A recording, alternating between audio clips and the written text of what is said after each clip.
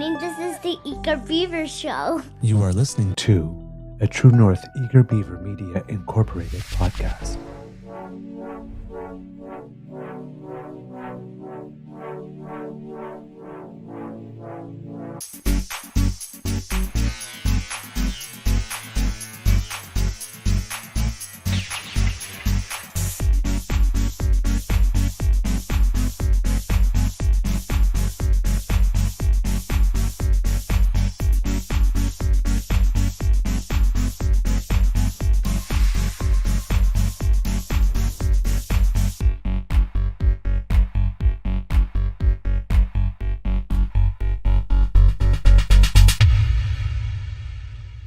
The True North Eager Beaver podcasts are proudly brought to you by our founding sponsors, the Misfit Mysteries from Corvid Moon Publishing, your source for science fiction, fantasy, and cozy mysteries featuring a broad diversity of characters, CanadianTarot.com, your uniquely Canadian online eclectic tarot community, and the Peppermaster, hot pepper sauces made from farm-fresh ingredients to thrill your taste buds and expand your mind.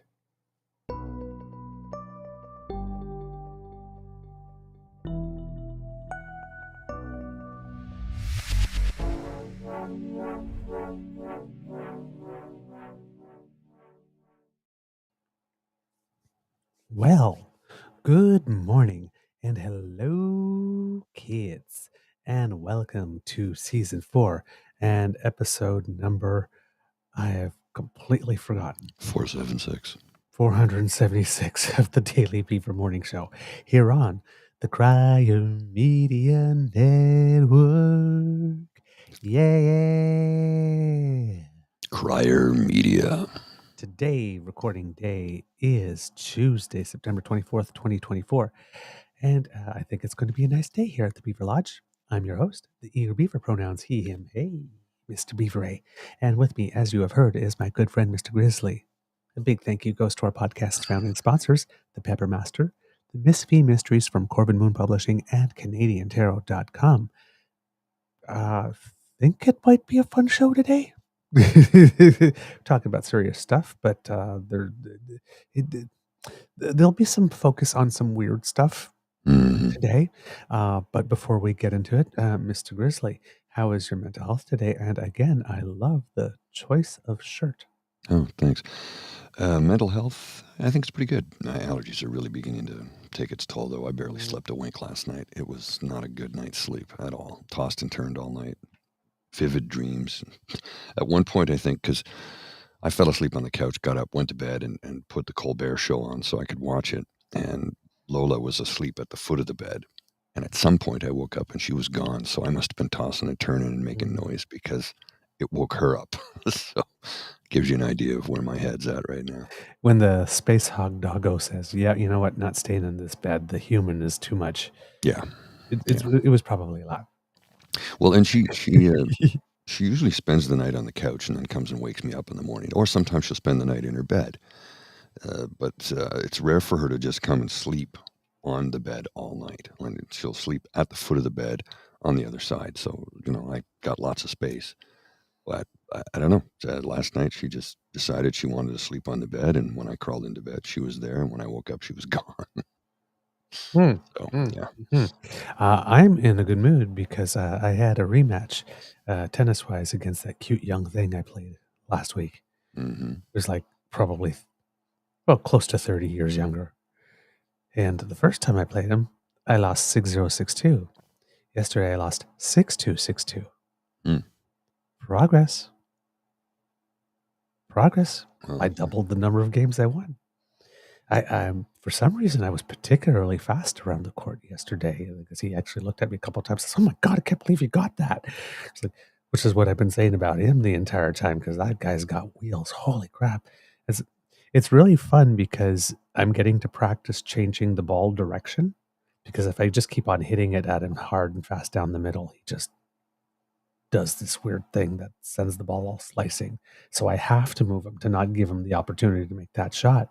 Well, I'm kind of getting a little better at it, but it's like I could send him line on the right side, line all the way on the left side, and he will get them both. It's just like, man, what do I got to do? But yeah, I'm figuring it out. So the more I play him, I'm guessing the more competitive matches we will have, because it's 6-2, 6-2.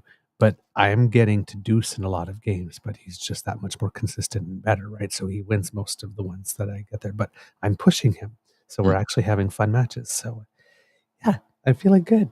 It's like, not bad for the old man. Not bad for the old man. All right, kids and cubs. Let's start with the fun stuff. Yesterday, the Prime Minister had an appearance on the Stephen Colbert show. The Stephen Colbert show. The Late Show with Stephen Colbert. Late Show with Stephen Colbert. And going into it, conservatives were having their typical meltdown. You'll remember a couple of years ago, Justin Trudeau launched a challenge to Trevor Noah. Something. And then everybody turned around and said, oh my God, I can't believe you're courting celebrities. No, no, no. And then Trevor Noah picked it up and mentioned it on his show. And we made the comment here. It's like, one of the reasons the conservatives are really upset is that Justin Trudeau, with that one move, got way more publicity and visibility for that move and international goodwill marketing for Canada that you can't buy in a couple of seconds than they got the entire time that they were in office. So I guess they were a little sensitive. Well, yesterday they got all touchy again that, he's in New York for 4 days, and with everything that's going on in the world right now, I can't believe he's got 20 minutes. Maybe an hour by the time we get there before we wait in the green room. Yeah, still, it's just like, God. Really? Again, do you know the number of people who watch his show? Do you know the number of people who watch the clips? Again, it is free advertising for Canada. It's the number one late night show in talk. Right? You can't buy this publicity. You can't buy this amount of free publicity. Yeah, because that's what it is. It's free. For the nation. But they had a meltdown, and oh my God, gee, you can't have Canadians going on American TV. That would be a terrible thing, said Michelle Rumpel Garner, who was on Fox. Yeah, that would be an absolutely terrible thing, said Melissa Landsman, who also has been on Fox. Lauren. That would be something to really, really tisk and look down your nose on, I'm sure. I'm not sure if Rupa said it, but I would assume the Rupas or the Rupa types of the world said it. She too went to testify in front of a committee and then went on Fox to talk about it afterwards. About how Justin Trudeau was apparently an advocate for censorship or something. And then you had our regular Kean, who I guess was in New York and decided to get himself tickets to go see the Colbert Show, but was all over online yesterday asking if anybody knew the address of the hotel at which the PM was staying, because I guess he probably wanted to ambush him there again. And Muffin, you get one of those. Yeah, and you got it, and you used it. The Prime Minister indulged you, because I'm pretty sure had you tried to accost and ambush the U.S. president in the United States the same way you ambushed the Canadian Prime Minister, your body would probably be Swiss cheese by now. Yes. So, calm down, little one. So yes, it seems that he wanted to go to the United States and try his ambush stunt again. I'm not sure how far he would have gotten in the United States approaching a foreign dignitary, because the United States would find that really, really embarrassing for them if somebody was able to ambush a leader of a G7 on their own soil, considering that they're a little touchy right now because of the one assassination attempt, and the other one that's not actually an assassination attempt, because I'm not sure you can call it an assassination attempt if When nobody you were fires. never in the line of fire and nobody ever got a shot in, which might make it difficult to charge the second guy with way more than, Mhm. a weapons possession thing. Which, But you're allowed. It's an open carry state. How yeah, are you going to charge him? What are you but going I to mean, charge him with? but clearly we know what his intent was by being there. So I mean, his intent Presumably. isn't Allegedly. allegedly like this. I don't think you spend 12 hours hanging out in the bushes waiting for someone to arrive if you just want to have a friendly conversation. Well, a sausage maker apparently did it when he Oh, crashed. yes. A friendly Certainly. sausage maker who had a Yes. cachet of weapons. So yeah. Who just wanted to have a conversation. So you had the regular conservative meltdown that was to be expected from the playbook. But the Prime Minister went on Colbert anyway. And it was an extended interview. It was there are about five or six blocks. There's sort of like the opening, sort of like little humor skit, then the intro, then the opening monologue, and then the Prime Minister was on for 3 segments before they brought on RuPaul. And that's another thing that had people going crazy, because the Prime Minister is the first leader of a nation to appear on any drag race episode anywhere in the world. Now, this thing is franchised. It exists in many, many countries. Correct. The first one. And now the Prime Minister and RuPaul were going to be on the same show at the same time, even though the Prime Minister never actually met RuPaul when he did Canada's Drag Race, because RuPaul's not actually on it. No, it's just RuPaul's Drag Race is the name of the show. Right. So I'm sure they had an interesting conversation sometime in the wings, if they were there at the same time, recording at the same time, because, the Colbert Show isn't live. No, it's taped at around 5 p.m., I believe. Yes. So, but a lot of people were making some hay about that. Oh my God, hanging around with drag queens again. Rah. Never on the show did their paths cross, by the way. So if you didn't watch it. So the Prime Minister went on Colbert. He seemed to be extremely warmly received by the audience, for someone who's an international laughingstock, to hear the Conservatives say it. I have all the the audience clips, we can't really. show them. Pardon? I have all the clips, but we can't show them. We can't show them. The audience seemed to really, really like him. And the Prime Minister, of the 3 segments, I would say the first one was probably the shakiest, but they were all pretty good.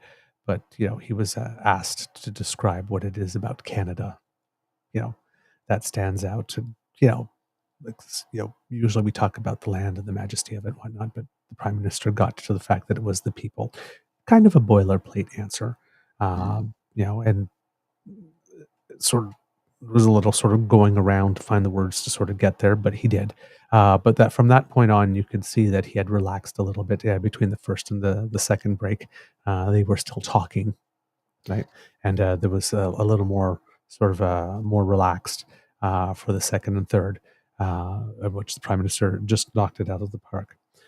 Some person online made a very, very, very astute observation, because Stephen Colbert is very, very, very politically aware, and he chooses to be politically aware not only of his own nation.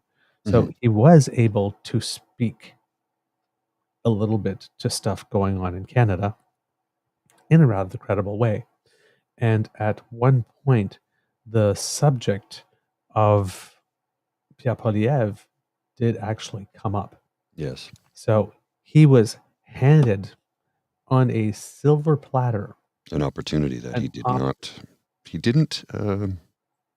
He could have eviscerated him, but he didn't do that. He didn't even mention him, Nope. which is going to have Conservatives really upset today. Oh yes, because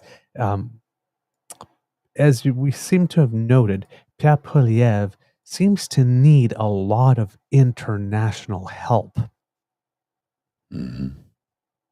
So I'm sure he would have loved to have his name mentioned by the Prime Minister in his mouth on American TV, broadcast to the entire world as some type of menace or force or threat or something. And the Prime Minister didn't give him that. Mr. Grizzly, if you would read the comment for the people listening on podcast. Sure thing. Trudeau is a class act. He just sidestepped an opportunity to insult Pierre Poilievre on a global stage. PP could never behave so gracefully. I agree with that statement. And I had missed that, actually, when I watched the first time. Because I saw that, and it's like, oh, he's handing... Well, I mean, I saw it, but it didn't register. It's like, oh, here comes an opportunity, and the Prime Minister sidestepped it and answered the question very well. But so to not make it look like a sidestep, but he just, but it hadn't registered. Oh, there was an opportunity, and like, would PP do the same? Why not? It was just sort of like, oh, okay, great answer to the question. And it wasn't until I saw that, it was like, yes, that's true. He just like passed on the opportunity. Of course, Colbert also asked about how our dogs and cats were here in Canada. And Prime Minister's like, yeah, I'm going to just pass right by that one. Thank you very much. Well, I thought it was interesting when he said, our economy is doing very, very well, but a lot of the, average Canadians aren't feeling that. I'm like, interesting. He says, groceries are expensive. The price of gasoline is expensive. The cost of living is rising. Wages aren't rising at the same time. There's work to be done. I'm like, how often do you get a politician that actually does that? I mean, he literally spoke the truth.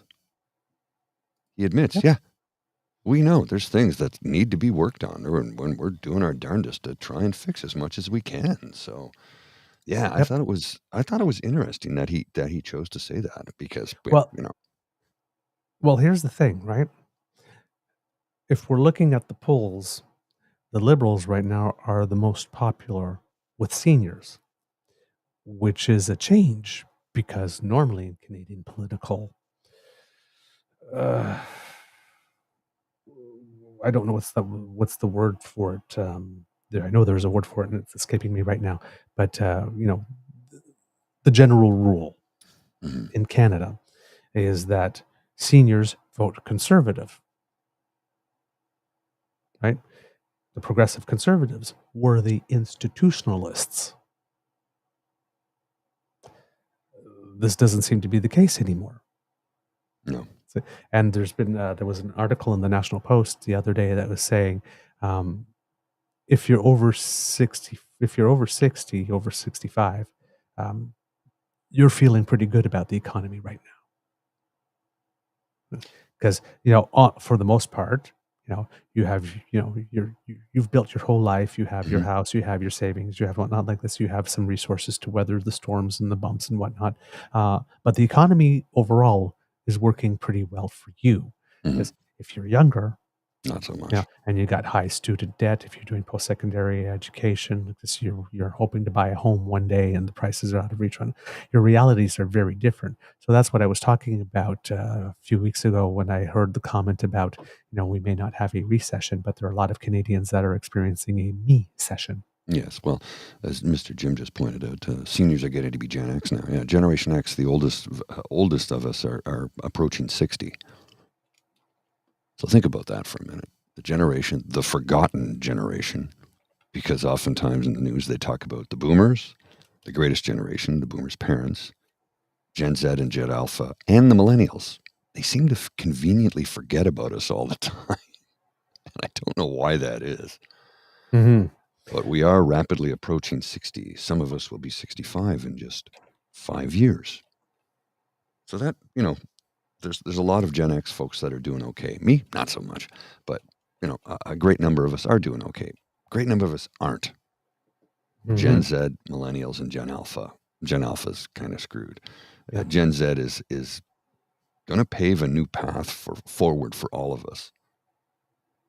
How will it benefit me? Well, honestly, I don't know that it can, to be honest with you, because of my advancing age. But they are going to make it better for my nieces, my nephews, my, cousins, and so on and so forth. And young people that I know will have it better because they're fighting hard to make it better. Better wages. They're like, nobody wants to work anymore. We've been hearing that for 150 years. Right. We work for lousy wages. That's what it is. Yeah. So he's doing well with seniors, but he's not doing well with young Canadians, which is a flip from 2015 when he was rocking it with young Canadians. hmm But like I said, if you are a young Canadian, you're wondering about your prospects. And on top of that, if you're looking at environmental degradation on top of that, you're wondering what your future is going to be like when you are 60, when you're 20, after 40 years of what's going on, 40 years more, right? The future can seem pretty bleak. Yes. For a lot of people. So going on to the Colbert Show. It's not bright for me, I can tell you that. Going on to the Colbert Show, which is popular with that demographic, to actually hear someone asking him a question and the Prime Minister very honestly empathizing, sympathizing with the situation.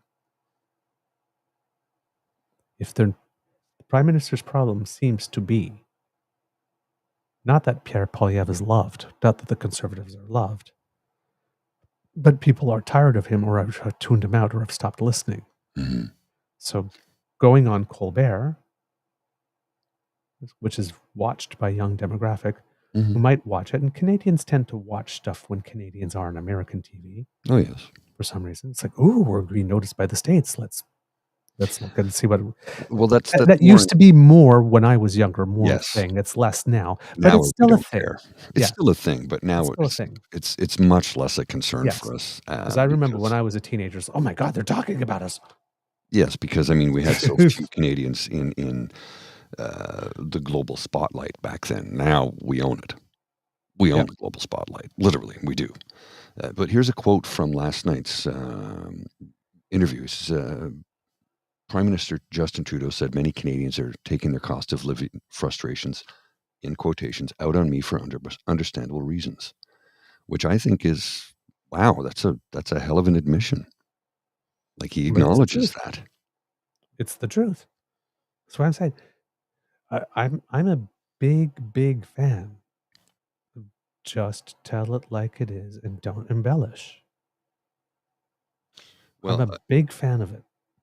The scene where he says, Americans wouldn't have to come to Canada to get cheaper drugs if they had universal health care. That was smooth. He just slid that one in. You could see actually Colbert going, yeah. And the audience, of course, loved it. Loved it as well. So, good strategic decision. Good way to reach an audience that may have tuned you out to get them to listen a little bit. Right? I do like that track. The Prime Minister needs... The problem is you can't just say that once. You got to say it often and again, right? The whole social marketing thing, people need to be exposed to a message at least 10 or 11 times before they start getting it. And in Canada in particular, you have a whole industry that seems to be determined to make the Prime Minister so unpalatable that nobody wants to listen to him. So that makes this hill even harder to climb. This strategically was a good decision. It's very clear to me why it is he chose to go and why they were talking about that for months. Because this didn't just happen. It wasn't like, hey, people from the Colbert Show, it just so happens I'm going to be in New York tomorrow. Want me to come on your show? Like, they've been talking about this for a few months because this has been on the Prime Minister. Everybody knew when the UN General Assembly and when the 2-day pre-conference was going to start. So, his people had a chance to book that. I'm going to be there. So this has been part of a plan for a few months now. This type of outreach. So let's see how it keeps repeating itself, if there'll be more of it coming up over the next few weeks. He also got to talk about, when he was talking about differences between the Canada and the United States, the difference between the melting pot and the Canadian mosaic, which doesn't get spoken about a lot anymore. When I was a kid, the cultural mosaic, we'd mention it all the time. That seems to have disappeared a bit from our national lingo, and something I think we should be bringing back, particularly in this area where people are trying to pit groups against each other. Or a mosaic, or as the Prime Minister called it, a tapestry, like where we weave all the cultures in. rather than them all melt them down and they become sort of one amorphous, generalized, Canadian. So yeah, I think it was pretty good. I see you sent me something, Mr. Grizzly here. Yeah. You can have a look at it and just read through the responses. They're just like, wow, Yeah. there's some really unhinged people out there. So yeah, the counter signal, which is Kian's podcast venue, he was basically when he was asking people to give him the address of the prime minister where he's staying, he said, "Yeah, I'll give you a 1-year free subscription to the counter signal like that." Well, I'm guessing to the people who would be willing to do the work, I guess that has value. But gee, talk about laying out the spread there, Kian. Don't be too generous. Don't knock yourself out there, buddy. Actually, it seems to me, Kian, that you were just phoning it in, really. You didn't really want it because, gee, you think you would have offered something a little sweeter than a free 1-year subscription to your show. Seriously. But yes, he's got the prime minister in a clip for the prime minister saying that, but he's got like super, super, super, super close up to make him look ominous. I'll put this here. I have no idea. That's the only reason for which I could assume that Crybaby Caillou would want to blow up. That's the look on Colbert would want to. So this is more like a normal pan shot, but like most of it's this big. Colbert, yeah, exactly. Like this, which is like crops it. It doesn't need to be cropped that close. But as Mr. Grizzly said, what you want to look here is the the unhinged responses. Yeah. So there was basically Kian's tweet here is, let's create an opportunity for you to come on my feed and tell me all the reasons why you think Canada sucks. Mm-hmm. Let's have a Pierre moment where we all, Canada's having an international moment, so let's make sure that we talk down our nation. Yeah. Because we can't be having good news about Canada being told to the entire world unless it's a conservative who's leading and a conservative is taking credit. But otherwise, because we must, rather than all coming together and saying, you know what, this is a moment, let's make the most of it for Canada. Now, you've got to always have these people who are rowing in a direction opposite of the team. It's just absurd. Yeah. So, yeah. I don't know, man.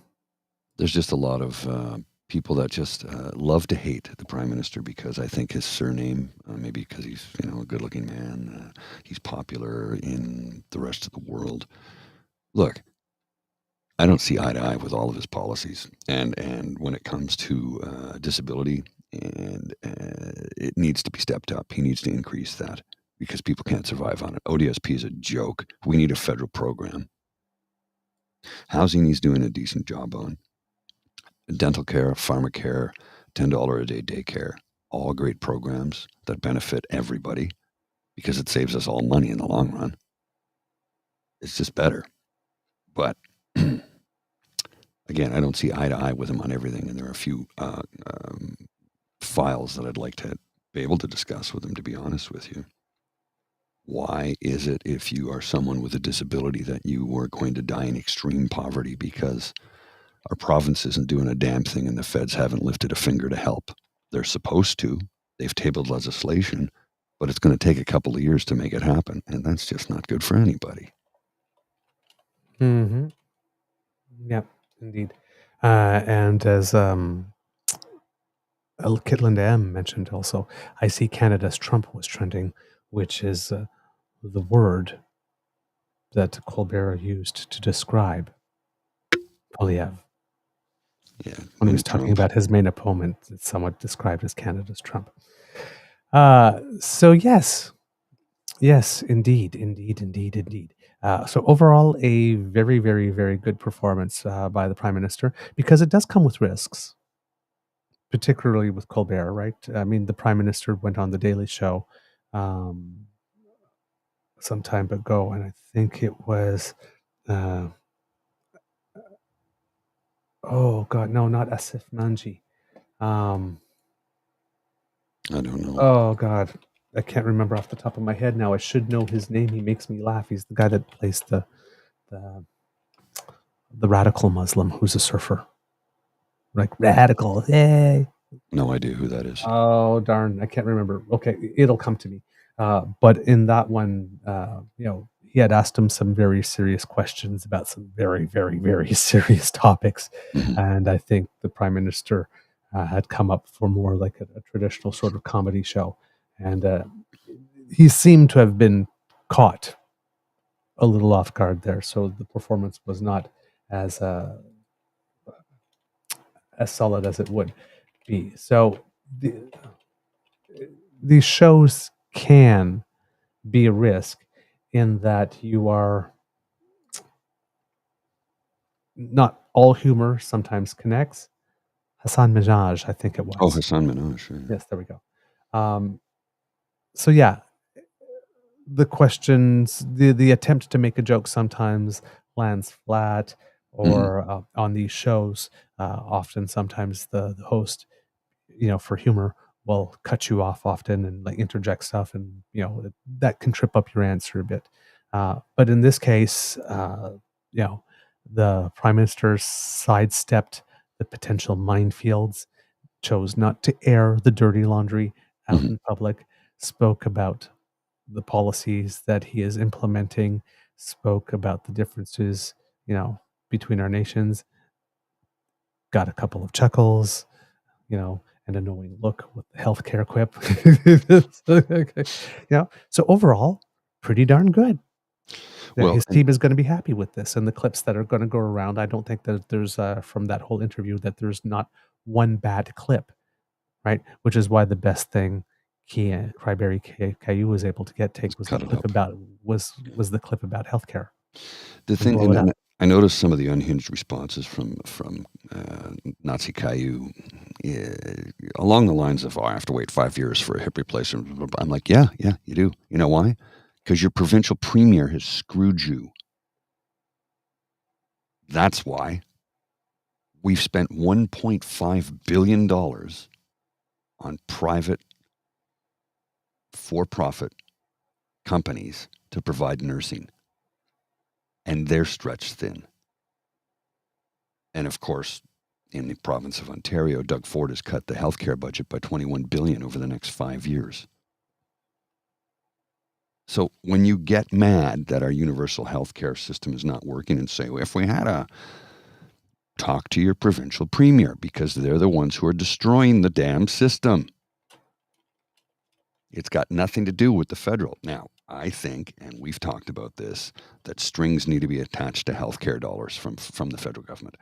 Because as we all know, there's $70 billion in healthcare funds provided by the feds that has gone, well, I wouldn't say missing, but not applied to healthcare. Andrew Coyne pointed that out. So if you're mad about your healthcare in your province, talk to your premier, talk to your MLA or MPP, and hammer the hell out of them for it, because the premier is the one who's responsible for healthcare dollars in the province, because the province is the one who administers healthcare. And they are not spending the money that they've been given on healthcare. You want to get mad at Trudeau, that's fine, but at least have your anger directed at the proper direction. He's got nothing to do with that. He provides the money to the provinces dole it out or they don't. And if more people understood how our, provincial and federal and municipal levels of government worked, we might have a few less problems. I've got a graphic here I'm going to put on the screen for people to see. It's a little blurry, unfortunately, but it talks about federal government responsibilities, provincial government responsibilities, and municipal government responsibilities. And they're done in alphabetical order. And look at that. What's that? Health delivery and long-term care, health promotion and sport, provincial. So if we can get more and more people to hammer the hell out of your MPP, your MLA, let them know you're pissed that your healthcare dollars are not being spent on healthcare. Where's the $70 billion that the province were given? Where's that money? It was not spent on healthcare. Why? Where was it spent? That's our money. We want to know where it went. And why is Doug Ford cutting $21 billion? Oh, because he just spent $1.5 billion on private nurses. Definitely giving money to one of his friends. It's like he was all against green energy and electric charging stations, but now that his buddies have money invested in it, we'll spend all the money on going green. We're going full green. The level of corruption is beyond belief. And of course, then you have this obnoxious. Did you see this clip? Doug Ford. Yep. Do you know what the best way to get people be able to get out of the encampments, get out of homeless? Get an application and drop it off one of these companies and start working. You need to start working if you're healthy. Bottom line, if you're unhealthy, I'll take care of you the rest of my life. Your life will take care of you. But if you're healthy, get off your ASS and start working like everyone else is. Very simple. Okay, and he gets some applause there. Number one. A bit of applause. Okay. Number one, the guy who didn't show up to half the city council meetings when he was on city council and is on a 19-week break after having an 8-week break earlier this year is telling other people to get off their ASSS and get to work. Considering the source, probably not the right salesman for that. Number two, if you're unhealthy, I will take care of you. Ask the families of the seniors who died in long-term care residence during COVID. Ask the children with the family of children with autism. Ask the people who are showing up for certain blood tests and now receiving a bill for them. Yeah. If you're unhealthy, I'll take care of you. And Doug Ford, please go to any random encampment and point out to me all the healthy, unhoused people who are ready to work. Doug. Seriously? The guy whose first job, allegedly, was illegal and then worked for Daddy's company before he discovered the joys of the public teat. Premier Nepo baby, telling other people to get off their ASS and get a job. The guy who walked into the premier's chair after the previous government got thrown out because, we changed diapers. We changed politicians and governments for the same reasons we changed diapers. As the guy that was scheduled to win it blows out because of a scandal that perhaps the guy who's currently premier helped juice. I mean, Doug Ford became the leader of the Ontario Progressive Conservative Party with barely a fight. He didn't really have to compete for the job. He kind of just walked in and let's see if we can help Patrick Brown implode. Oh, well, look, there's nobody else. Doody-doody-doo. Look at me. I'm your premier now. And it's been a disaster ever since. It's been a literal parade of incompetence ever since.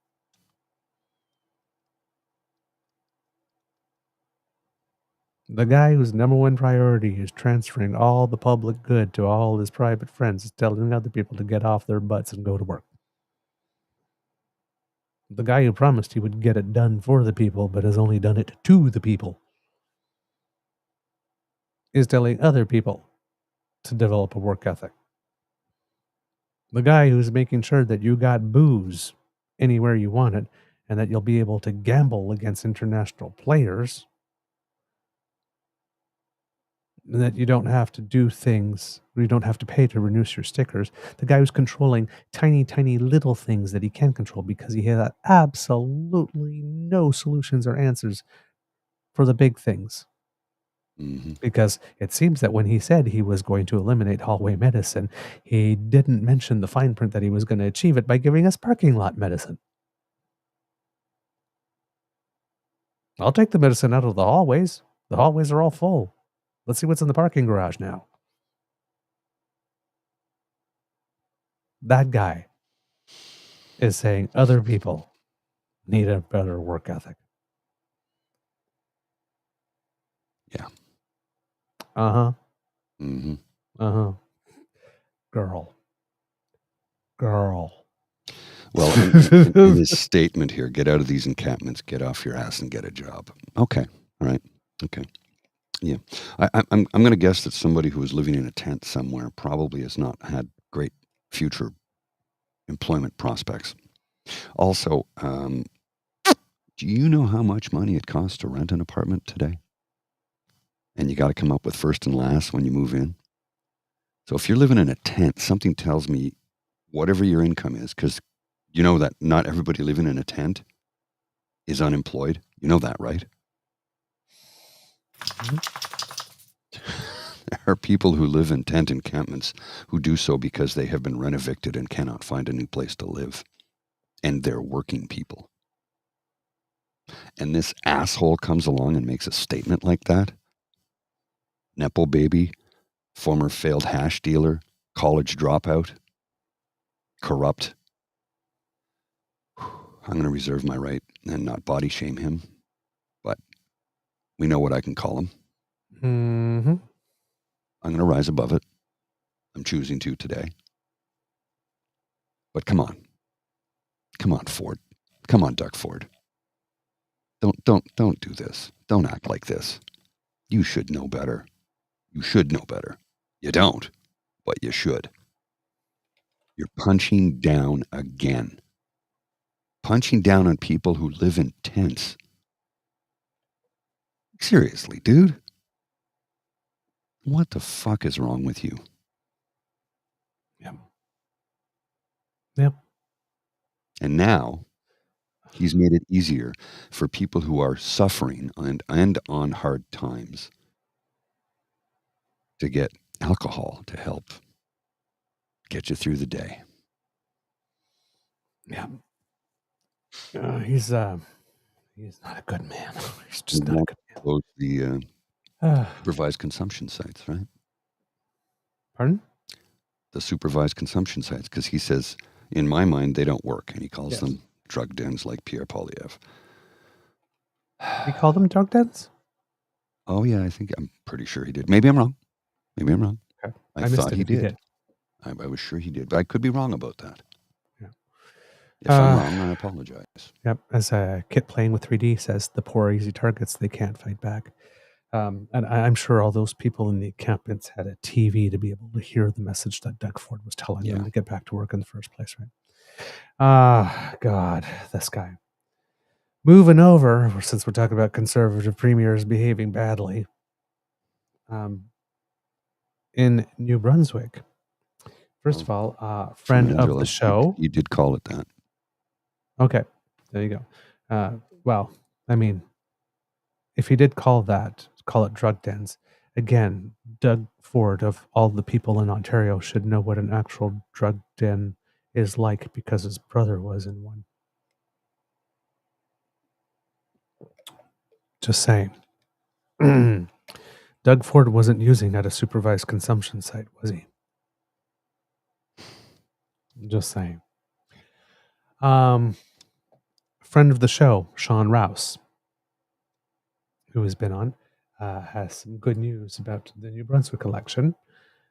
Elections New Brunswick has accepted us as a third-party advertiser. What does that mean? We can have signs.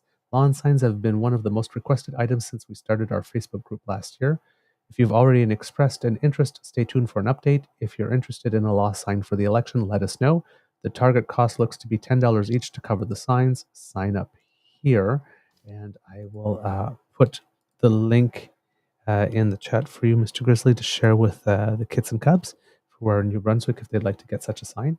Volunteers will be needed to help distribute them to keep shipping costs to a minimum. to a medium. And this is what the sign looks like, kids and cubs. So it's No Space for Hate, Brunswick, I guess was the group. So it's basically a round sign that says No Space for Hate on the top. On the bottom, La haine n'a pas sa place ici. And it's a map of New Brunswick with the pride flag on it. So there you go. So that's some good news. It's good to have some third-party advertisers getting into the game here. So I very much appreciate that. And it would seem that in New Brunswick, Blaine Higgs is opting for a very interesting political strategy, and that would be to have a scandal a day. So the first day, it was him being on stage making comments about liberals who died, making jokes. And then yesterday, it seems that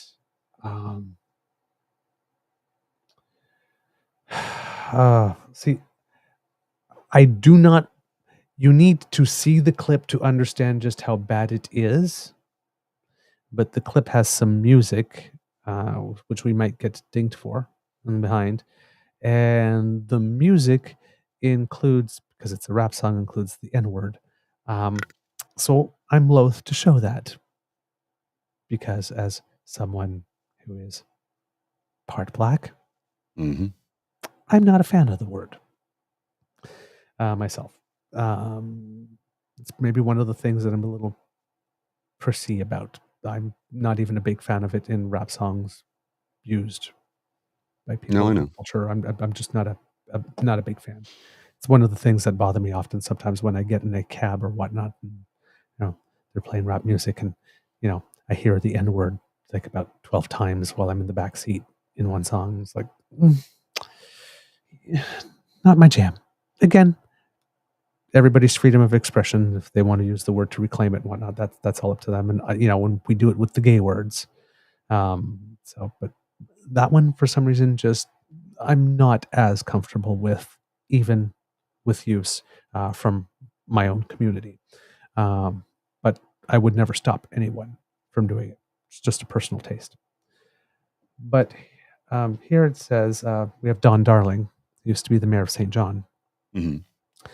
Remember, this was on September 22nd. Remember, Premier Blaine Higgs was outraged that students were learning about sex from experts claiming the moral high ground.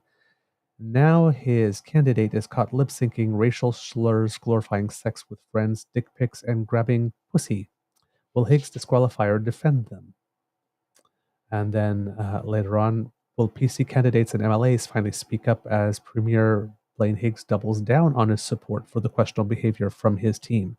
Silent singles agreement, yes or no? Will they denounce this or stand with Higgs? Leadership is tested by moments like this. Voters deserve to know a full picture of those candidates presented by the New Brunswick Progressive Conservative Party. If this had happened with another party, Steve would have had a graphic on social media screaming for resignation. This is Steve Outhouse he's talking about, who seems to be Higgs's campaign coordinator. Sherry Wilson, he's got the lists of all the candidates there asking about this. Now, this is the Progressive Conservative candidate in St. John. And the candidate's name is Kim Costain, also known as @KimbyBlondie on TikTok. And I guess, here's a still, so I can show a still.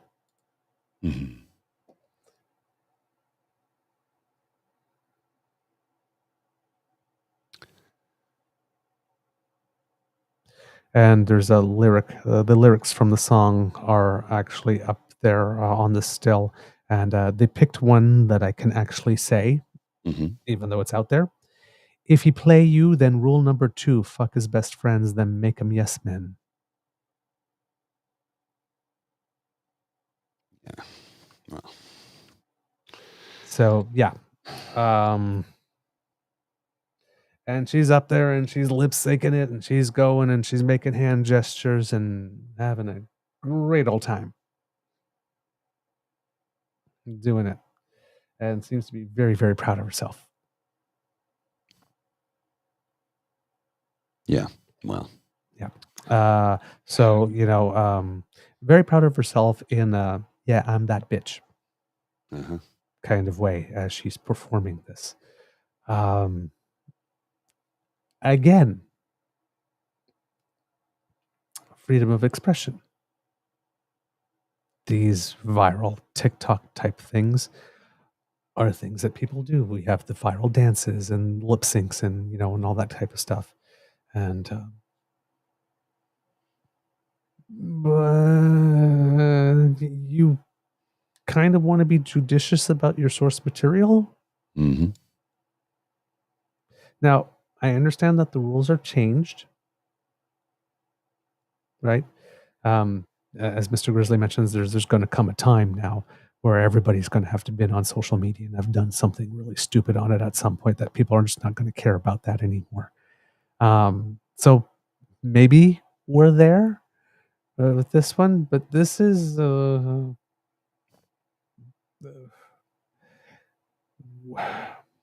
people are claiming that Premier Blaine Higgs is trying not to get a government elected, but a church elected. Mm-hmm. This is not particularly churchy. Not at all. It's not consistent with the church brand. So even if you were okay with it, you know what? Not my taste. But hey, freedom of expression, knock yourself out. Just be prepared for the consequences one day. But yeah. January 31st, 2020, the Toronto Star headline. Headline to increase New Brunswick population through immigration is the right thing to do, economist.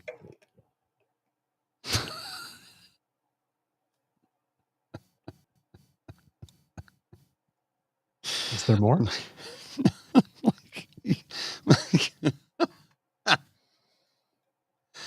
Like, this is the guy. Oh my gosh. I think we've lost Mr. Grizzly. Like, this is the guy. Well, look here. I got a bunch of headlines to show you. All from the Toronto Star. All from 2021, 2022, and 2023. The Toronto Star. Doug Ford wants to combat labor shortages with more immigrants. Blaine Higgs planned to increase New Brunswick population through immigration is the right thing to do. January 31st, 2020. Federal immigration limits undercutting Alberta's economy, Premier says in letter to Trudeau. Daniel Smith also wants to open province's door to 10,000 more Ukrainian evacuees. March 27th, 2024. Yes, and 20,000 others. Yes. Jurisdiction over immigration is shared between the federal and provincial and territorial governments under Section 95 of the Canadian Constitution Act 1867.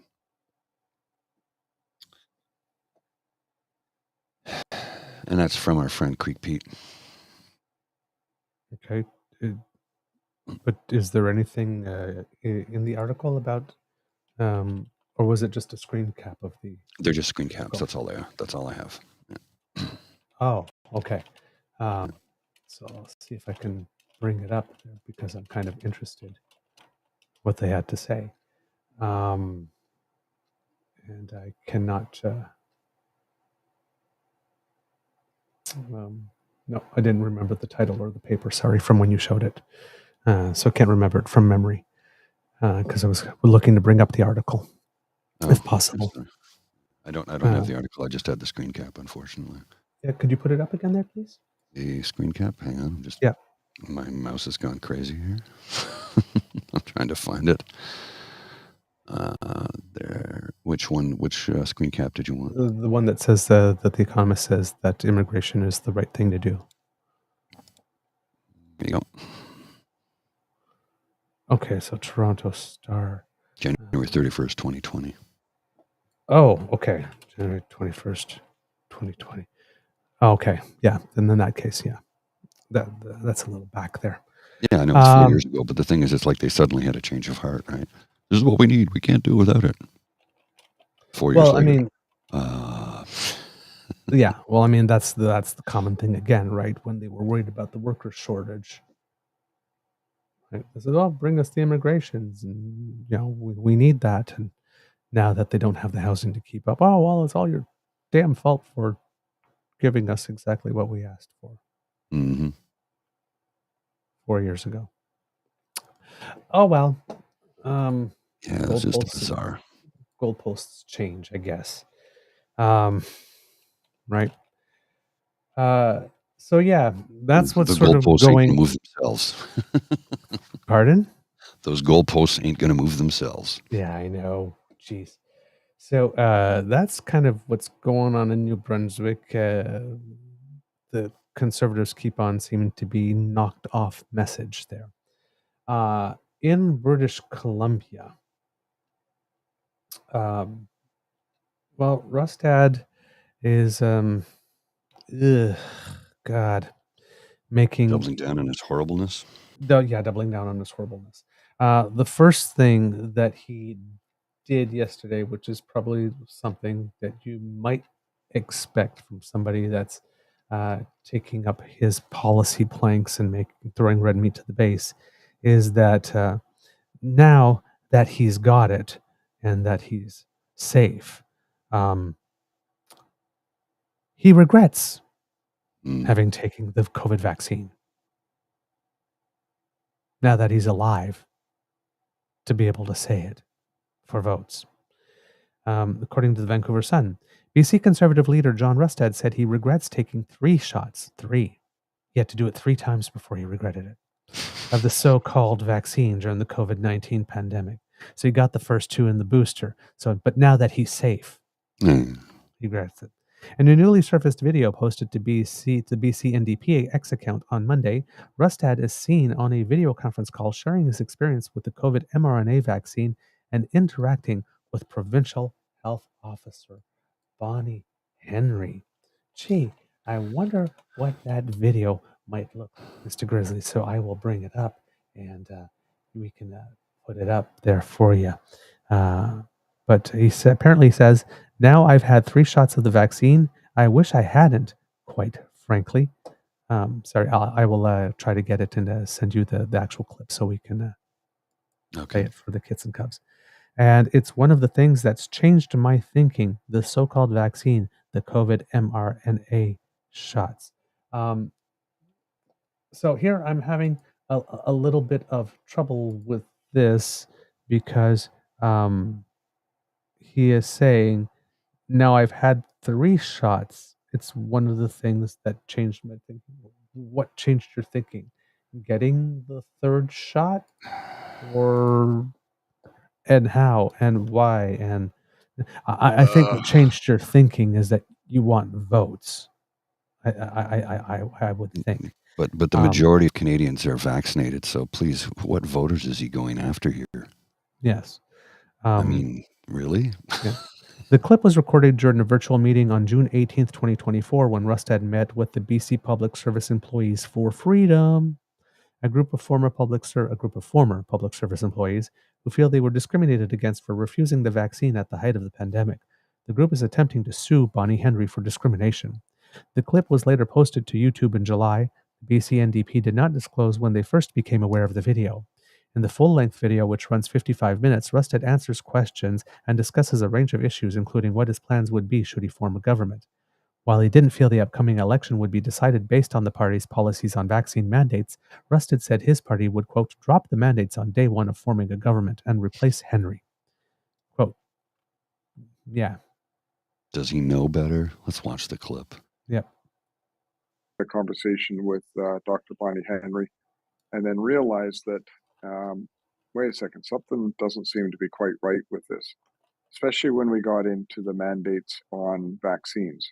Now, I've had 3 shots of the vaccine. I wish I hadn't, quite frankly. That's one of the things that's changed in my thinking. The so-called vaccine, the COVID mRNA shots.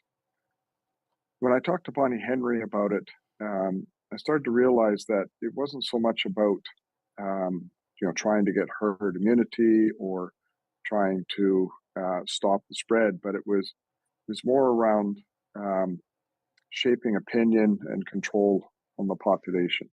I had a conversation with Dr. Bonnie Henry. Was that the end of the clip? That was the end of the clip. It's only 45 okay. seconds. Okay. So yeah, other things that he said apparently during that interview. We will be offering a job back to any of the healthcare workers who would like to come back and with us in British Columbia, he said. And then BC NDP leader David Eby wasted no time seizing on the opportunity to call out Rusted during a media availability on Monday. Quote, how will he react to a measles outbreak? Sorry, let's try that again. How will he react to a measles outbreak in British Columbia? What will he say? Will he encourage people to get vaccinated? Measles kills kids, so these are not minor considerations. This is really important for British Columbians to know, said Eby. He accused Rusted of being someone, quote, who says one thing in a meeting when he thinks it won't get out and says another in public. You can't trust John Rusted on health policy on what he says because he's always saying something to different groups. And on that particular comment, you would want to look to Guy Felicella, because a few days ago, Guy Felicella bumped in to Kevin Rusted on the street. And apparently, they had a little chat. And according here, Guy Felicella says, it was me that John Rusted for BC chatted with. I shared my story of how I was brought back to life 6 times, and if supervised consumption sites didn't exist then, I wouldn't have almost 12 years of sobriety today. I showed him pictures of my kids, and he seemed humbled by my story. Harm reduction is a bridge to recovery, and everyone deserves the same opportunity I had. He told me he wouldn't close these sites. I believed he was being honest with me, and maybe he was at the time, but now he's calling them, quote, drug dens, and saying he'd shut them. I suspect his handlers pushed him into this because they think it will help them win. What kind of a leader can't stand up for the basic things they believe in? Either he lied to me, or he's too weak to stand up for what he really believes. And this was posted on, I believe, September 22nd. Kits and Cubs. And I will put the image up here for Mr. Grizzly to show you. So there's John Rusted and Guy Felicella. They met on the street, bumped into each other. September 22nd, apparently shared a story. John Rusted said, I'm very moved. Well, seemed to be very moved for the story, and then promised that he would not close these sites. Guy Felicella also said to another person, I keep on getting this comment, we tried it your way or we tried it the other way and it didn't work. No, we didn't. The other way would be a system of providing regulated substances to every drug user at risk from the toxic shit mix of unregulated drugs.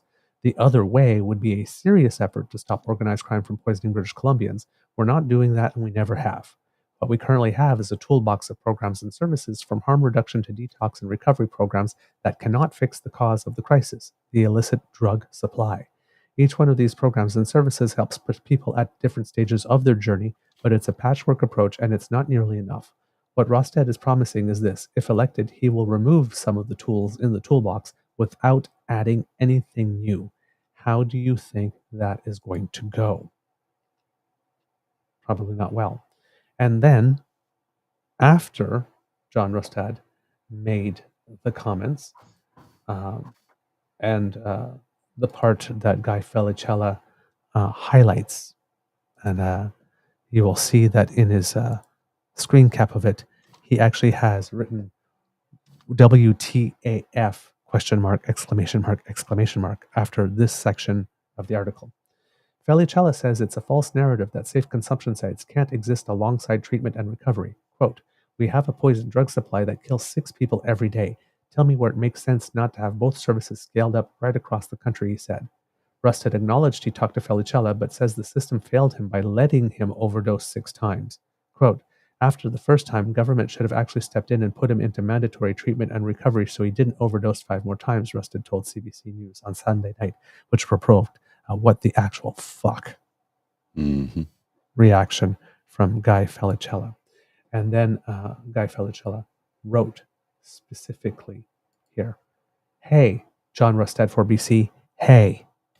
So, and he actually put the at, so he wasn't just talking about him. John Rustad's team will see this.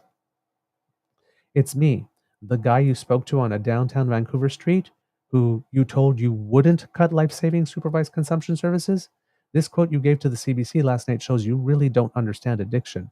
You told the reporter that after my first overdose, the government, quote, should have actually stepped in and put him into a mandatory treatment and recovery so he didn't overdose 5 more times. Forehead smack. I didn't need forced treatment, John. I went into treatment voluntarily dozens of times. Man, the number of people with a platform and or actual decision-making power who think a person will go into treatment one single time and magically be cured of their addiction is astounding. Mind blown emoji. Addiction is a chronic relapse disease. Very few people will be cured after one stint in treatment, and the rate of success is much, much lower when it's forced. When people relapse, as I did many times, they're more likely to overdose because today's illicit drug supply is so potent and unpredictable, and because their tolerance to those drugs has been lowered while they were abstinent. Your ideas are not based on evidence, and they don't even make sense. Quote, your campaign promises are going to cause irreparable harm with a broken heart. So, the value of Mr. Rustad's word does not seem to be so much. So when EB says, accuses Rustad of being someone, quote, who says one thing in a meeting when he thinks it won't get out, and he says another in public, Guy Felicella, one-on-one meeting. This Rustad character is not very bright, is he? No. He's really not very smart. Yep. He's not. I mean, as evidenced by what we just heard him say and what he just wrote. Come on, this guy's not very smart. No. David Eby continued. BC, please don't elect this man. David Eby continued, you can't trust John Rustad on health policy on what he says because he's always saying something different to different groups. Rustad, who was in Surrey for a housing announcement Monday, was pressed about the anti-vaccine comments by several reporters, but appeared to skirt the question, steering his answers back to housing. Quote, I understand how the BC NDP want to distract away from the real issues, said Rustad in response to a question, because addiction and people dying in the streets apparently is not a real issue. Wanting to cut away a lifeline from people who really need it apparently is not a real issue. When pressed again, Rustad said, quote, it was horrendous that unvaccinated nurses and doctors weren't permitted back into the system, as he's campaigning on not allowing addicts use the tools that are actually in the system. Addicts won't be permitted to use the system that we have, but my God, isn't it a shame that unvaccinated nurses and doctors weren't permitted back into the system? However, the ban on unvaccinated healthcare workers in BC was rescinded earlier this year, with the exception of a handful of facilities where vaccination is still required. So, not sure what action he's going to take to fix anything. Later in the media availability, Rustad fielded another question about the video. Quote, we're here talking about the issue of affordability. It's the most important issue in everybody's minds across the province. That's what I focus on. I understand why the NDP have decided to talk about things like vaccines because they cannot defend their policies, he said. Later in the afternoon, Rustad appeared to address Eby's jab about whether Rustad supported the measles vaccine before turning the topic to the issue of safe drug supply in a retweet to his X account. So he's willing to talk about it, just in a forum where media can't ask him questions and talk back to him. Quote, all kids in BC should get vaccinated for measles. No kids in BC should be given free crack pipes, Rustad wrote while reposting the BC NDP's original post about Rustad's vaccine comments. What an asshole. Christ, what an asshole. Oh, yeah. So, yeah, Rustad, not exactly the best guy, it would seem. Now, the other thing that happened is that there were some dueling announcements yesterday on the trail in British Columbia. One of them came from David Eby. Hopefully, I will find it. And the other one came from Rustad specifically. NDP leader David Eby announced that his party would eliminate the need for a doctor's note for sick days at work for anything less than 5 days. So that was the big campaign announcement on that day. Whereas for Kevin Rustad, he had an interesting one that I'm not sure about the practicality of it. But he said that he would allow people, if I understand the policy thing completely, to write off, according to Rob Shaw, BC, who is, I believe, a reporter, TV politics with CHEK News. New, John Brustad for BC announces a plan to let British Columbians deduct up to $3,000 per month for mortgage and rent payments from their income tax. Paying less taxes and potentially generating rebates cost $3.5 billion. Calls it one of the most significant tax reliefs ever given. He says the plan will come with a means test for high-income earners around $250K. Says that it will start in January 2026 at $1,500 to $3,000 a month by 2029. So increasing over time, I'm guessing. He blames David Eby's massive deficit for being unable to implement immediately. Rustad says an average person could get a $1,700 rebate on their taxes with their program. Cost to budget in 2026 would not exceed $900 million, says David Eby has run a provincial finances into the ground, repeats that he won't be able to balance BC's budget within his first term, given the $9 billion deficit already projected from the NDP. So, again, the part on this that he said, that Rob Shaw is mentioning, says an average person could get $1,700 rebate on their taxes with the program. Okay, number one, the person would have to make enough money to actually be paying $1,700 in taxes first to be able to maximize that. And it is presented as up to $3,000 a month. So you're sitting there and you're thinking, wow, 12 months, wow, I get to deduct $36,000 off my taxes. How is that great? But you notice that $36,000 tax credit like this results in a $1,700 rebate. And you're sitting there and you're wondering, well, why is that so little? Well, it's so little because here, and this is Carol Reardon, who's done some research here, about 30% of British Columbians don't pay income tax because they don't make enough money to meet the threshold for paying tax, but they still have to pay housing costs. They will get zero benefit from Rustad's housing tax credit. About 40% of British Columbians don't pay rent or mortgage payments. They will not get any benefit from Rustad's $3 billion tax credit, but they may be the only people left paying provincial taxes once the Rustad tax credit is fully implemented. British Columbians who fall under the lower tax brackets but pay a lot in rent may not benefit much from the tax credit because the tax credit may exceed the amount they owe in provincial income tax, and they can't take advantage of the full amount of the credit, which is what I said when I opened this part here. This is different from the carbon tax rebate that gets deposited to lower income people's bank accounts on a quarterly basis. That program will be gone long before the Rustad tax credit is implemented. The people who benefit most from Rustad's tax credit are those in the upper range that tops out at $250,000. They can afford higher rent and mortgages, and they can pay more tax. As a result, they likely qualify for the highest tax credit and can take full advantage of it. Overall, the BC Conservatives tax credit scheme, which will not be fully implemented until 2029, will do nothing to reduce the cost of homes or rental rates in British Columbia, eliminates $3 billion from government revenues, provides little or no benefit to most British Columbians. So that was one comment here that was really good. And then here's the other one. This is from Kevin McLeod. The BC Conservative mortgage rent tax credit seems really gimmicky to me. $3,000 sounds huge monthly, right? $1,500 deduction per month come 2026, going up $500 per year to a maximum of $3,000. It's a tax credit for this amount at 5.086%.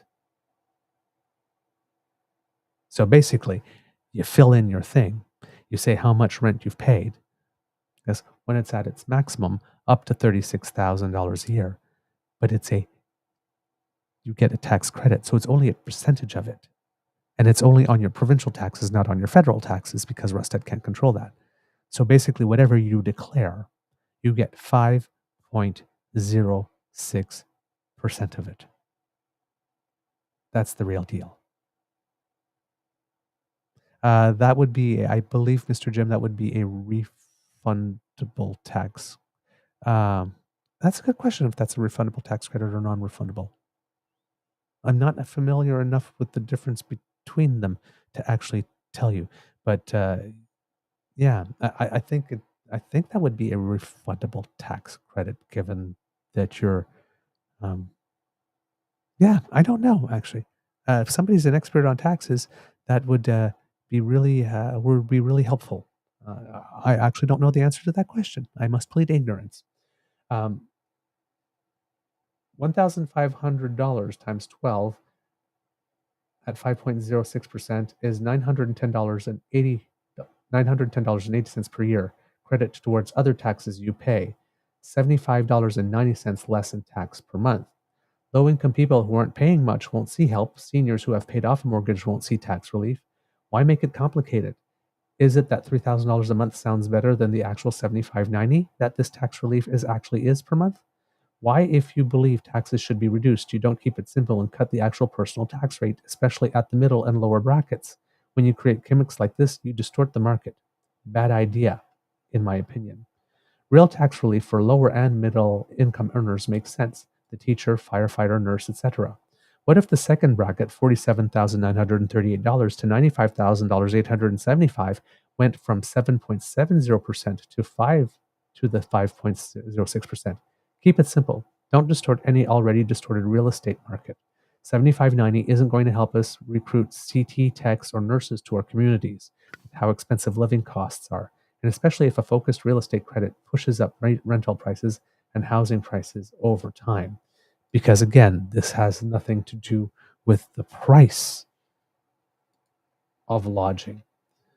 So as another person, Peter Waldkirk, described it, Rustad's housing policy: A, repeal legalization of multiplexes, which cost the public virtually nothing and is effective at increasing housing supply. B, replace it with a regressive demand-juicing spend of $3.5 billion with no plan to pay for it. This is conservative?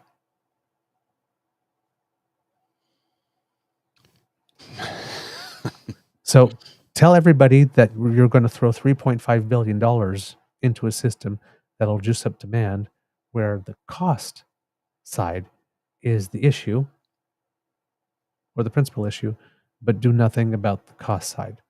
Tout it as $3,000 a month when it's really $75.90 a month, because you only get 5.06% of that $3,000. And then make it apply to nobody who already has no mortgage because they paid it off. Make it apply to people who don't even pay $1,700 a year in taxes, so they can't max it out. Make it apply to only people who actually pay rent. So if you happen, if you're in your early 20s and still living at home, but you're not paying rent, you're not paying a mortgage, again, as a young Canadian, you see no benefit, no tax relief. You're the one that's having the hard time making ends meet, but the tax cut's not for you. Mm-hmm. If I was in BC, the tax cut would be great for me. I have a mortgage, but I'm 50. Well, 51. That's correct. Right? I'm in my prime money-making years. Like the extra $75.90 a month would be nice, but interest rates are coming down anyway. So my mortgage is reducing. I'm not, out of all the people, I'm not the one that needs the most help with this. No. But the alleged, what he calls it, one of the most significant tax relief ever given is directed to me if I lived in BC. The guy who doesn't need it. Yeah. Would be welcome, Mama didn't raise no fool. I'll take free money. But if I'm thinking more about more than just myself, I'm not the priority here.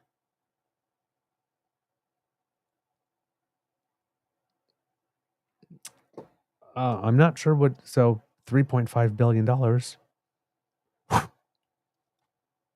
to help not very many people, and to help people at a rate of $79 a month.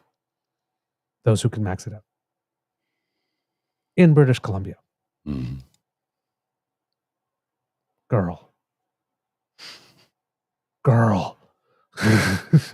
And again, like the other guy said, why not just a straight income tax cut to the middle tax bracket? Wouldn't that make more sense? This, seriously, man. I despair.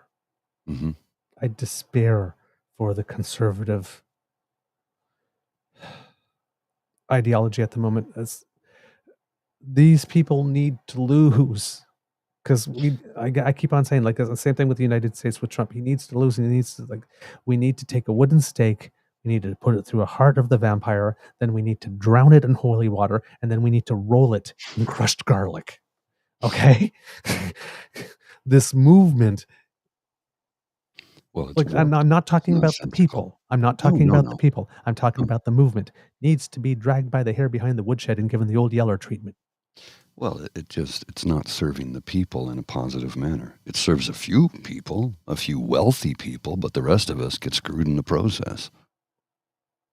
So yeah, it needs to come to a screeching halt. How can it be this consistent set of policies that always seems to favor and benefit the same damn slim group? It's because it's designed that way. Ugh. You're supposed to serve all the people. God They damn it, don't- it's not a hard concept. They don't care about all the people. They Jeez. don't. Then you're in the wrong business. Mm-hmm. If you want to be in politics and you don't give a damn about the whole people, you're in the wrong business. Find something else to do. My God. Gee, try to become famous another way. Mr. Grizzly, do we have a show? We do indeed, sir. I'm a little pissed off. Yeah. Can you tell? I'm exasperated all the damn time. Just from the Shit. stupidity, the ignorance, the absolute gaslighting. And as evidenced by John Rustad, he will say one thing and then say another one. He thinks nobody's going to hear him, except we're going to point it out each and every time. Just to let the people of British Columbia know how much of a two-faced lying asshole he is. Yeah, and as Marilyn Monroe said, honey, if you're going to have two faces, at least make one of them pretty. Yeah. I mean, oh my God. But it just, it just frustrates me to no end that you got these people bellying up to the trough. Mm-hmm. As getting paid, getting benefits, living a good life that we all finance. Yes. And not having the sense of self and the sense of awareness of the world around you to show some gratitude. Because even the unhoused person who happens to spend whatever little money they have on something, let's say that's food that happens to not be tax exempt, yes, they are paying some taxes. Yeah. They're not paying a lot of them, but they are paying some. They are contributing to your salary and to your party's budget and all of this. And you cannot be aware and grateful enough to say, you know what? Here's something for you too. Something you actually need and have asked for. Well, it's when somebody described CERB, they said you give $2,000 to somebody who desperately needs it, they will buy food and clothes and shelter. You give $2,000 to a wealthy person, they'll hide it in an offshore account and ask for $2,000 more. Yeah, or bus tickets to get to a damn job interview. Mm-hmm. A phone line so that people, or an email account so that people can write them back or call them after the job interview. Yes. Get off your ASS. Okay, yeah, I went to the job interview. Where do they write me to tell me they've got it? Where do they write me to tell? Tent number 4, blue tent number 4. Doug does not live in the real world. He lives in a fantasy land where he thinks he can just wave his magic wand and make things work the way he wants them to. But here's the thing, Doug Ford, that you need to understand. If you're living in a tent, you don't have a fixed address, which means it's very hard to get employment because it's, now that being said, as I said earlier, a lot of people who are living in tents and their cars are employed, but they're not paid enough money to rent an apartment. So some people are moving into rooming houses, and they can be a little sketchy, to say the least. But if you are living in a tent, chances are pretty good you don't have all the necessary things to find employment if you're unemployed. The tools that are electronic these days, because the days of going down there every day and asking for a job, that just they'll ask security to escort you away. It's not the 1970s, okay? It's not even the 1980s. You can't do that today. You fill out your application online. Nobody has paper applications anymore. Not even bars and restaurants. They don't. We have some comments from the kids here that are pretty good here. Ontario MPPs get $2,300 for housing. ODSP recipients average $1,300 on a full check. What the actual fuck? Kit Dan. Kit Saucy, a hive of bees could make Ford get off his ass. Carol DeLorenzi, Doug Ford is the ass man. Get it trended today. Kitland M, laugh out loud. Mr. Beaver said this would be a fun show. I'm not sure how much fun the hypocrisy moments and it's really weird because it's so sad that it's so bad, and yet it's so hilariously incompetent and illogical and irrational that, like I said, I look at all this and I tell myself, if I did not know this was not satire, I would be laughing my ass off. But it's not satire. These are real people thinking that these are really real good ideas. Yeah, I know. What's wrong with you people? Never had a difficult day in their lives. And by difficult day, I mean not knowing where your next meal is coming from, not knowing if you're going to be able to pay your rent. Right. Knowing that you don't have enough money to pay the hydro bill. And it's sort of which is something that is a necessary thing today. But here's the thing that people fail to understand. The hydro company can cut you off whenever they want. There are no rules in place that they have to keep it live during the winter when it's minus 30. None. There is no rule to dictate that. If your bill is overdue and you haven't paid it, they will cut you off, and they have every right to do so. Sometimes you may have a compassionate individual within the company who will try and find a way to work with you so that you can get your bill paid, but they don't have to keep your power on. They don't. So, if you're living in a tent, how do you charge your phone? You have to go to a Starbucks, public place where you can charge your phone or your laptop or your tablet, assuming you have any of those things, and some people do. Not everybody does. You can get a relatively affordable smartphone today for about $200, I think is the top end of the cheaper ones. You can get them for less than that. I think they're down to $100 for something that will give you internet access, browser capabilities, and email capabilities, things you need to get a job today. So Doug Ford, get off your fat ASS and get back to work. After taking 19 weeks off, you're telling people who live in a tent to get off their ass and get a job? Go to hell. Yeah. Yep, indeed. All right, kids and cubs, that's the end of this episode of the Daily Beaver Morning Show. We hope that you love listening to us because we loved making this for you. Remember, sharing is caring, so is you care. And give a little share. Let your peeps and poops know all about us. We appreciate it when you do. Thank you so very much. If you would like to help us, for example, by not missing an episode, you don't have to. By scanning that QR code that just appeared under my chin, Thank you, Mr. Grizzly, for that. That will bring you to our pod page. And if you are listening, you go to podpage.com/The True North Eager Beaver, lowercase letters with a hyphen between each one of those words. And when you get there, you will see our subscribe button. And if you click it, when we have something fresh off the bandwidth, it comes directly to you. Now, if you would like to help us in other ways, then you need to make like Kit Elaine and surf yourself on down to the True North Eager Beaver Media Incorporated YouTube page. Now, you need to have a beyond awesome day as you're doing it, but then smash with our buttons, like, share, and subscribe. We appreciate it when you click us. It makes us very happy, and it actually does do us a lot of good. So thank you for all of your support. If you would like to support us in other ways, then the QR code by Mr. Grizzly's lovely dome will bring you to our tip jar, which you can find at our coffee page.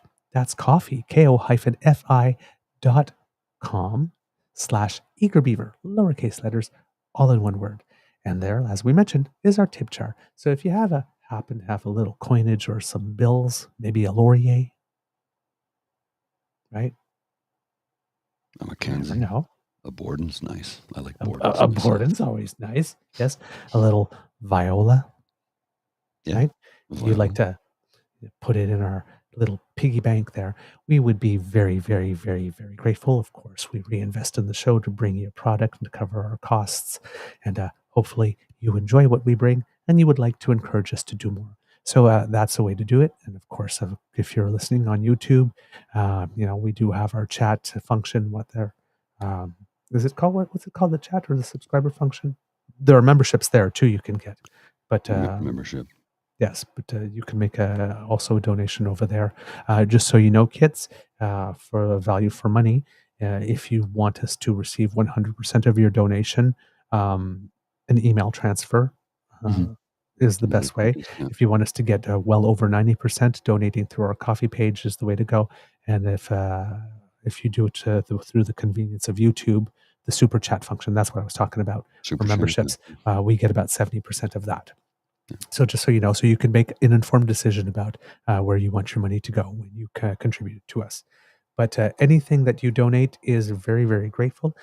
We're very, very appreciated, and we're grateful for it. And if you can't, please do not worry, because the gift of your attention and participation is the one that matters most to us, kits and cubs. So write to us, because we like to hear from you. TrueNorthEagerBeaver@gmail.com is our email address. Send us some story ideas. Let us know if you've got good news going on. Let us know how it is you are participating and making democracy happen. If you're celebrating something, let us know. Right? Well, we're interested in what's going on. It's your show too. If you have suggestions for guests that you'd like us to have on, listen, we can reach out to them. Right? People you want to hear from, let us know. We're happy to try and incorporate your ideas into the show as well. You can write to us at our Twitter feed @TrueEager, our Facebook page, True North Eager Beaver, or leave us a comment right here if you happen to be listening on YouTube. If you're listening on podcasts with Apple Podcasts, remember, stars and reviews are very, very helpful. They help with the algorithms and all that type of stuff. So please do take a moment to leave us some reviews, and we won't tell you how many stars to give us. We like 5. Just a little subliminal suggestion here. All right. From the Beaver Lodge. Oh, yes, because democracy is something that you do. Pay attention in British Columbia, New Brunswick, and Saskatchewan. Coming soon. That writ is coming. Please make sure to plan your vote. I believe that early voting has already started in New Brunswick. If you want to get your vote in early, so go ahead. There'll be debates coming up. Get ready for those as well. Speaking of debates on the west side, it seems that the vice presidents will debate, I believe, on October 3rd, or maybe it's the 1st. And it seems that Kamala Harris has accepted an offer by CNN to have another debate on October 23rd, which Trump so far has not accepted and said he will not accept. So we'll see what happens there. It could be a tough world out there, kids. So please be kind to and gentle with yourself. Mr. Grizzly, do you have some words of wisdom? Yeah. This is mostly for myself today. It's to exercise patience when others are doing things that are very, very annoying, namely the construction that is taking place on the opposite side of the wall in front of me next to my studio. And I have narration to do today. So exercise patience is my advice for myself. Oh, and I just saw this pop up on my screen. There's going to be a debate in the New Brunswick election. I don't know if there's just one or there'll be more than one, but it is Wednesday, September 25th. So tomorrow night, Yes. From 5 to 8 p.m. Atlantic time. So 4 p.m. here. Yeah, 4 p.m. here. 47. So we'll be tuning into that and hopefully being able to bring up some stuff. But that's really early in the campaign, actually. I think so too, yeah. So that's why I'm wondering if there might be a second one.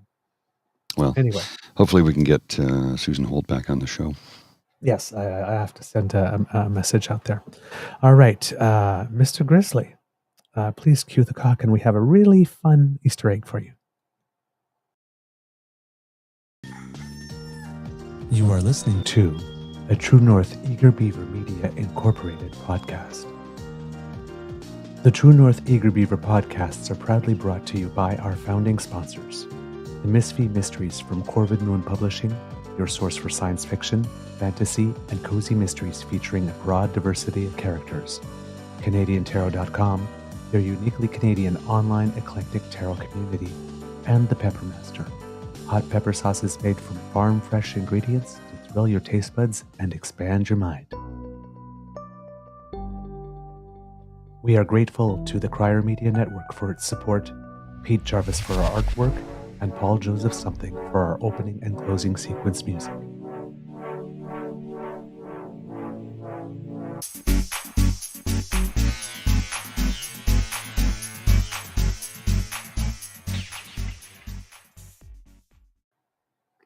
All right.